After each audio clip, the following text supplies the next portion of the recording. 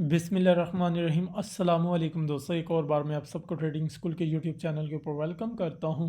तो आप हमारे चैनल को लाइक करें, सब्सक्राइब करें ताकि क्रिप्टो मार्केट के रिलेटेड जितना भी प्रीवियस डेटा वो आप फ्री गेन कर सकें। ठीक है, आज हम बिटकॉइन का फोरकास्ट करेंगे और डॉलर के रिलेटेड जितनी भी न्यूज़ है मार्केट में जो नेक्स्ट वीक आनी है उनके ऊपर हम थोड़ी सी गुफ्तगू करेंगे और देखेंगे कौन कौन सी मार्केट में न्यूज़ आ रही है और हाई इम्पैक्टेड न्यूज़ कौन सी है बिटकॉइन में, जिसकी वजह से वॉलेटिलिटी आनी है, यानी कि बिटकॉइन पंप कर सकता है या डंप कर सकता है, वो कौन कौन सी हैं।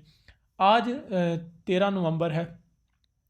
तो आज के दिन कोई इतनी ख़ास न्यूज़ नहीं थी। USCAFT कमिश्नर जॉनसन स्पीक्स, तो ये इतनी हाईली इम्पैक्टेड नहीं है। याद है कि जितनी भी ये जो रेड कलर में और ऑरेंज कलर में होती है ना, ये हाई इम्पैक्टेड न्यूज़ होती हैं।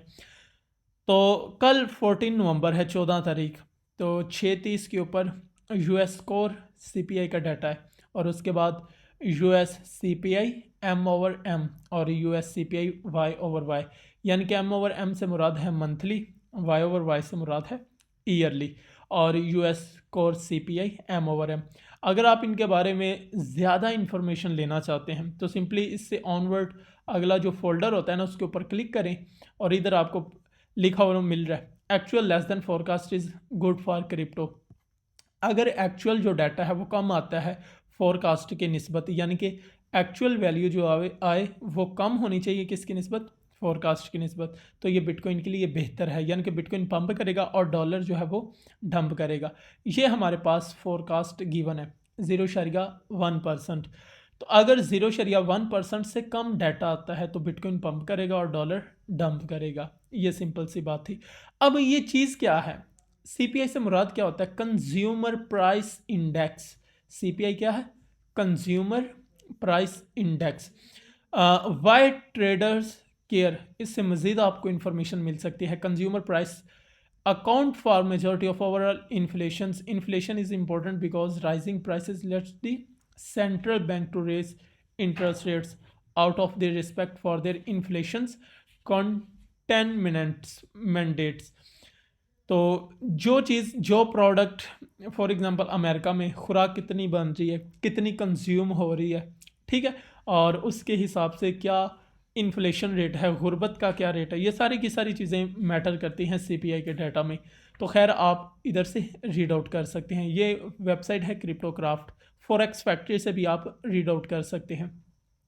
उससे अगले दिन 15 नवंबर को जो हाई इम्पैक्टेड न्यूज़ हैं वो 6:30 के ऊपर आएगी। US कोर PPI M/M और US PPI M/M, ये दो न्यूज़।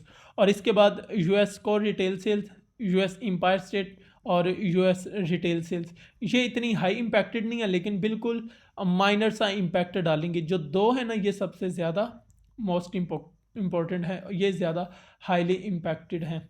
इसके बाद अगली बात करते हैं 16 नवंबर की। 16 नवंबर को अगर देखा जाए तो जो हाई इम्पैक्टेड न्यूज़ हैं और थोड़ा सा कह लो कि जो मार्केट में वॉलेटिलिटी क्रिएट कर सकती हैं वो US फिलीफैट मैन्युफैक्चरिंग इंडेक्स है और US अनएम्प्लॉयमेंट के क्लेम्स है।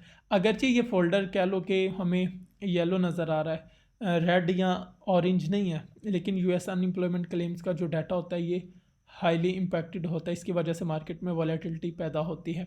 और इसी तरह US इंडस्ट्रियल प्रोडक्शन, ये भी इम्पोर्टेंट है। अगर इसके बाद 17 तारीख की बात की जाए तो 17 तारीख को जस्ट ओनली मेरे नज़दीक एक ही है, US बिल्डिंग परमिट्स, ये एक अच्छी न्यूज़ है, ठीक है। और 18 की बात की जाए तो इतनी इम्पोर्टेंट नहीं न्यूज़, और 19 को वैसे न्यूज़ नहीं आ रही, 20 तारीख को भी इतनी अच्छी हाई इम्पैक्टेड न्यूज़ नहीं है, और 21 तारीख को फिर US FOMC की मीटिंग्स है। इसी तरह एक क्विक व्यू में आपको चार्ट के ऊपर थोड़ा सा लेके चलता हूँ।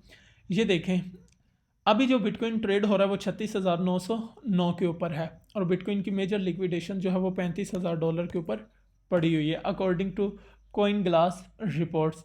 ये जो एरिया मैंने मार्क किया हुआ है इधर ज़्यादा लिक्विडेशन है।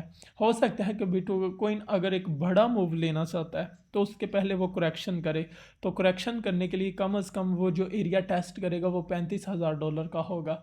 इधर से माल उठा के फिर वो ऊपर की तरफ रिट्रेस कर सकता है। अगर ये एरिया को भी ब्रेक करके, यानी कि अगर इस तरह आता है, ठीक है, एरियाज को कंसोलिडेट करता है, कंसोलिडेट करके फिर ब्रेकडाउन नीचे की तरफ क्लोजिंग देना शुरू कर देता, फिर तो एक हमें डंप नज़र आएगा। लेकिन अगर ये क्या करता है, इधर से माल उठा के ऊपर की तरफ भागना शुरू कर दे, तो फिर हमारे पास अगला जो नेक्स्ट रेजिस्टेंस एरिया होगा वो 39 के होगा। और अगर इसी तरह डॉलर की बात की जाए तो डॉलर का अगर हम देखें तो एक हाई मूवमेंट के बाद, यानी कि एक अच्छा खासा पंप करने के बाद अब वो रिट्रेस कर रहा है और सेम एज इट इस पार्टिकुलर लेवल से सपोर्ट लेने के बाद ऊपर की तरफ उछल रहा है।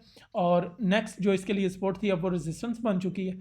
अब देखो अगर ये इस ब्लू कलर के लेवल्स को तोड़ देता है तो फिर वो नेक्स्ट हमें इस जोन में मूव करता हुआ दिखाई देगा। फर्स्ट अपर लेवल ये होगा और बिलो लेवल ये होगा। अगर ये नीचे की तरफ मूव करता है यूं करके तो इट्स मीन कि बिटकॉइन फिर अपवर्ड मूव करेगा।